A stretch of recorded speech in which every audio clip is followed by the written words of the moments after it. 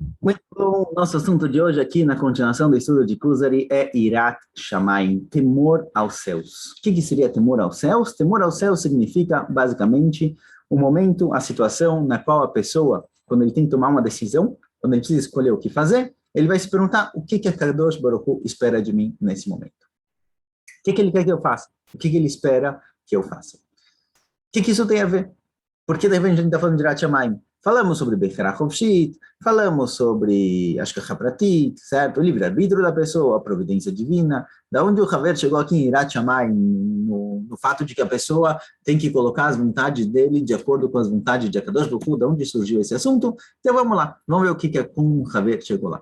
Então o Haver conta pra gente que, olha, como a gente falou mais para trás, que existe realmente essa questão, essa relação entre o que é interferência direta divina, de Akadosh Baruch Hu no mundo, e o que é por acaso.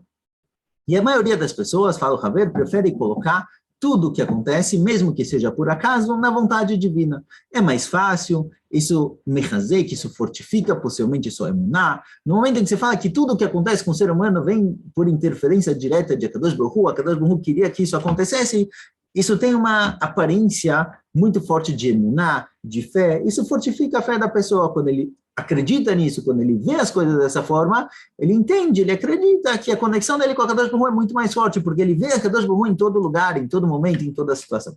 Isso é muito bom, é muito bonito, porém, fala o Haver, claramente, embora realmente de forma indireta, como a gente falou até agora, tudo vem de Akadosh Baruch Hu, toda a criação vem de Akadosh Baruch Hu, ele colocou a natureza no mundo, ele colocou o casual no mundo, a teoria do caos, ele colocou o livre-arbítrio no mundo, então, indiretamente, Akadosh Baruch Hu permitiu que aquilo acontecesse, porque ele deu a liberdade ao ser humano de escolher, porém, falar que tudo acontece diretamente de Akadosh Baruch Hu, isso claramente não é fácil, não é certo, possivelmente.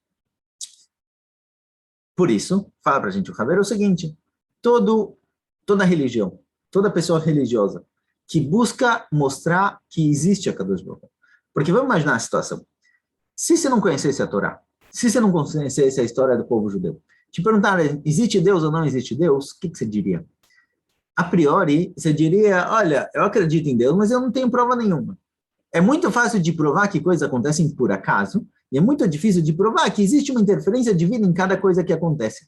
Então, de onde a gente vai provar que a Kadosh Baruch Hu realmente existe? Como a gente vai provar que existe essa possibilidade de haver uma interferência divina? É muito mais fácil falar que tudo acontece por acaso. Dá muito menos problema, é muito mais simples. Não precisa provar nada. Aconteceu por acaso? É, por acaso. Como você sabe que foi por acaso? Não tem nenhuma prova lógica de que aquilo aconteceu por interferência de alguém. Simples. Então, toda religião, toda pessoa que busca reforçar para si mesma a existência de Akadosh Baruch Hu, para onde ele vai? Como ele prova a existência de Akadosh Baruch Hu? Então, eu falo, Haver, todo mundo que queira discutir com a filosofia, por exemplo, de Apicores, já vamos ver quem é ele vai falar, olha, eu vou te provar que Akadosh Baruch Hu existe no mundo, e que ele criou, e que existe um objetivo para o ser humano. Da onde? Povo judeu. Olha, Kadosh Baruch Hu interferiu diretamente na história do povo judeu, a saída do Egito, os milagres no deserto, os milagres na época do primeiro Beit HaMikdash, do primeiro templo, as guerras. A Kadosh Baruch Hu interferiu diretamente na existência desse povo. É claro que ele existe por aí. Ou seja, todo mundo reconhece que a interferência direta divina não é a mesma coisa que interferência indireta. A interferência direta, ela acontece em momentos específicos, com pessoas específicas, em lugares específicos, que no caso é com o povo judeu em Eretz Israel. Aqui acontece a interferência divina de forma direta, de forma clara. Então, todo mundo que quiser provar isso, prova justamente daqui. Quem é Apicores? Porque o Haver trouxe justamente Apicores como exemplo da opinião contrária. Então, Apicores hoje em dia é conhecido como uma pessoa que não acredita na Torá, certo? O conceito de Apicores foi puxado na Gemara, na Mishnah, na Gemara já aparece, é uma pessoa que não acredita em Akadosh Baruch Hu, não acredita na Torá, não acredita na religião judaica. Isso é conhecido como Apicores. Mas quem era Apicores? Quem era essa pessoa? Então o Haver traz para a gente que Apicores era, na verdade, um filósofo grego que acreditava no hedonismo. A gente falou sobre isso lá atrás, que o tachlit, a meta, o objetivo do ser humano é o prazer. O ser humano existe nesse mundo, o que ele tem que buscar no mundo é o puro prazer. Embora, quando ele diz prazer, ele não quer dizer um prazer material, não quer dizer comida, bebida e outras questões físicas e materiais. Ele fala que o prazer mais puro do ser humano é o intelecto, um prazer intelectual, é o pensamento. Então, a pessoa deve se liberar de todo o lado material para deixar o músculo do cérebro, para deixar o lado intelectual dele funcionando mais forte, de forma mais pura. Porém, de qualquer jeito, a limitação, o objetivo final do ser humano é o prazer. Já o Ishtorá, já falou Javier para a gente, Leumadze, já o Isha Torá, já a pessoa conectada com a Torá, desconectada de Apicores, qual é a meta da vida dele? Qual é o prazer que ele tem, principalmente na vida dele? É encontrar graças aos olhos daquele que entregou a Torá. Encontrar graças aos olhos de Akadosh Baruch Hu que deu para ele a Torá. E como ele faz isso? Como se encontra graça aos olhos de Akadosh Baruch Hu? Fala o Haver, o que ele tem que fazer?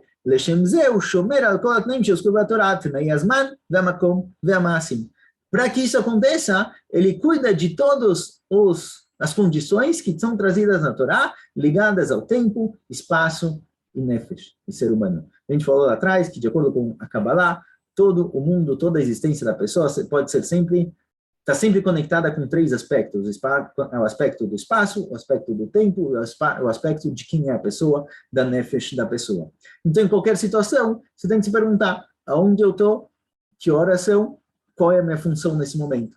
Se são 7:30 da manhã e eu estou... Aqui o espaço não vai fazer diferença, mas eu estou no Beit HaKnesset, por exemplo, eu estou em qualquer lugar do mundo, a priori o lugar não vai fazer diferença, eu preciso rezar. A minha função nesse momento é rezar. Cada situação e situação na qual a pessoa se encontra, ele tem que se perguntar: em que época eu estou? Qual o dia, qual a data? Se é Pesach, se é Sukkot, onde eu preciso comer, o que eu posso comer? Aonde eu me encontro? Se eu estou em Eretz Israel ou eu estou em Chutz La'aretz? Se eu estou no caminho, se eu estou num lugar onde eu não posso rezar, por exemplo. Tem lugares em que é proibido rezar. Aonde eu me encontro e qual a minha função? Homem, mulher, Cohen, Levi, Israel, qual a minha função particular nesse momento? Eu falo, Javier, para a gente: quem é o Hassid? Quem é a pessoa que busca encontrar graças aos olhos de Akadosh Baruch Hu? É a pessoa que tem Yirat Shamayim. O que significa ter Yirat Shamayim? Ele coloca a Bechirah Chofshit, essa Bechirah Chofshit que foi dada ao ser humano, ele coloca a escolha dele, o livre-arbítrio dele, na vontade divina. Quando ele vai fazer alguma coisa, e essa é uma regra geral para toda pessoa e pessoa que quer se aproximar de Akadosh Baruch Hu, que quer viver de uma vida judaica, a cada situação e situação na qual a pessoa se encontra, a todo momento ele se pergunta: o que Akadosh Baruch Hu espera de mim nesse momento?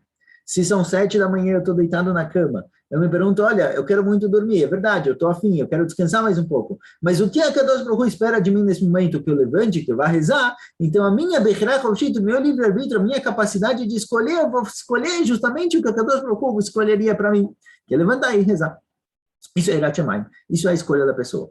Então eu falo, Javier, que essa pessoa, que ele se conecta com a Kadosh Baruch Hu, que ele tem essa Yirat Shamayim, ele coloca a Bechirá dele nas mãos de Kadosh Baruch Hu, todos os outros 3 aspectos da realidade vão influenciar ele positivamente. Ou seja, a gente falou lá atrás que existem 4 aspectos da realidade, existem 4 influências divinas no mundo. Existe a influência direta, em que a Kadosh Baruch Hu interfere diretamente. Existe a influência natural, que são as influências indiretas. A Kadosh Baruch Hu, ele criou uma natureza no mundo. Existem coisas casuais e existem coisas seletivas. Esses são os 4 lados: interferência direta, natureza, casual e seletivo. Quando a pessoa coloca a Bechirah Chofshit dele nas mãos de Akadosh Baruch Hu, na vontade divina, então Akadosh Baruch Hu vai interferir diretamente em prol dessa pessoa, e ele não vai precisar se preocupar nem com a natureza, nem com o casual. Teoricamente, a priori, sai aqui do que o Haber fala, um Navi, por exemplo, alguém que se conectou com Akadosh Baruch Hu a ponto de ter a nevoá, de ter a profecia, ele nunca tropeçava, ele nunca cortava o dedo, ele nunca se machucava. Por quê? Porque ele não tinha preocupações, tanto o mundo natural quanto o casual não influenciavam ele negativamente.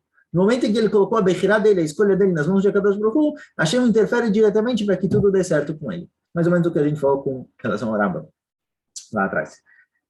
De qualquer jeito, falo Haver, eu acho que eu mudei um pouquinho de assunto, falo Haver, eu meio que saí do assunto, comecei a falar sobre Yirat Shamayim, sobre qual a meta, qual o objetivo da vida da pessoa. Agora, embora o Haver tenha chegado nisso sem querer, ele diz, tudo que o Haver faz no nosso livro é sem querer, querendo. Quer dizer isso?